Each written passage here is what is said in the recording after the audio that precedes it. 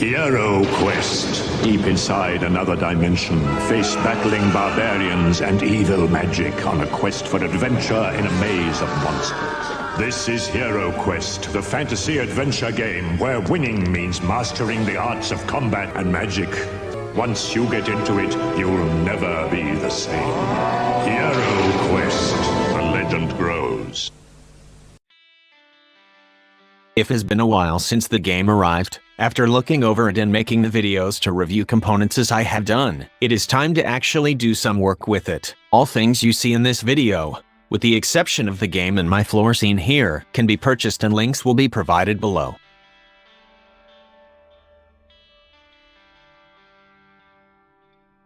Some of these items replace other items from the past, and one I have no idea where you can even find any more since it has been 20 years since I bought it. For anyone that has seen my videos already, you know not to expect a video. If you want to see other people paint minis, there are plenty of channels. I suggest the channel Bruce Lombardo of Dick's Division.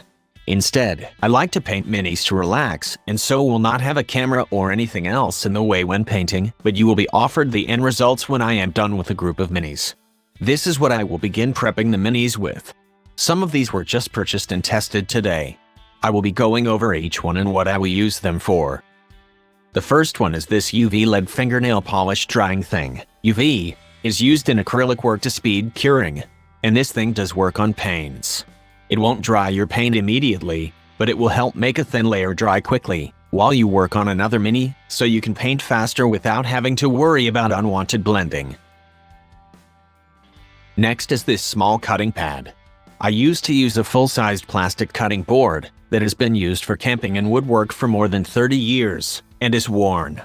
This should hopefully be nice to come into the new age of everyone having a green mat of some sort to do craft work on.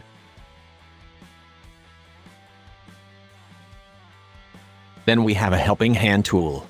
You will often find these for soldering, but this one doesn't have the coil to hold a soldering iron, so makes it more compact for painting.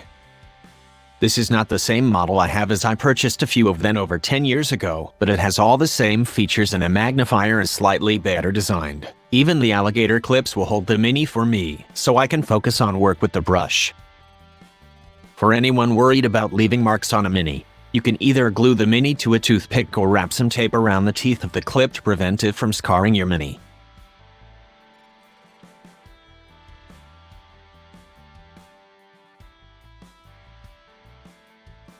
Here is something I really like, another hands-free magnifier.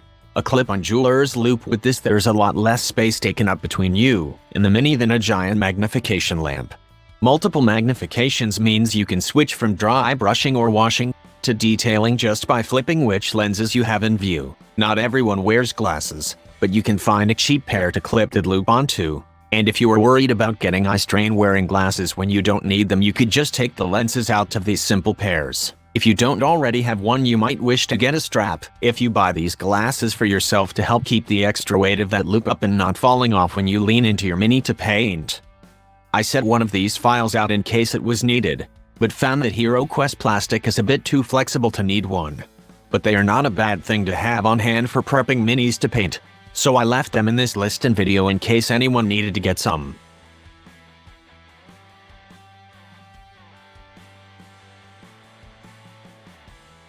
The actual scalpel-style knife shown, since it is not the name brand everyone is used to, is a tester's knife I have been using for years. This other similar set shown comes with even more blades.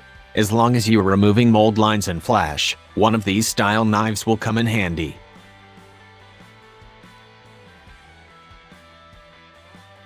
This light is a newer model of the one seen on my table.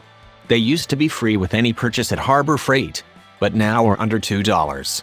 Having a hook and magnet on the back, it will attach to the helping hands tool, or the hands can grab it with one of the alligator clips to get light where you need it.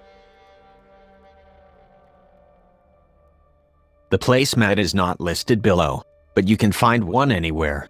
I just happened to take the initial picture at the kitchen table, so left the placemat on the table as background for the image. Things also not pictured or seen, and not listed below, are the tape on the helping hands tool. This is craft tape and I have no clue where I got it, but any painter's style tape will work. I use it in painting for straight lines and detailing. The UV lamp takes 3 AAA batteries as shown on its box, and not included. The light also takes 3 AAA batteries, but they are included with it. This might seem like an advertisement for Harbor Freight and Dollar Tree, but it is not. I am just cheap. I find inexpensive things that work for me. For those wishing to take their first steps into the hobby of painting and wish to use HeroQuest as their starting point, these items altogether cost roughly $20. You can find many more inexpensive tools for painting at Dollar Tree and Harbor Freight, so don't be afraid to look. For anyone who made it to the end of the video, here is a super secret tip.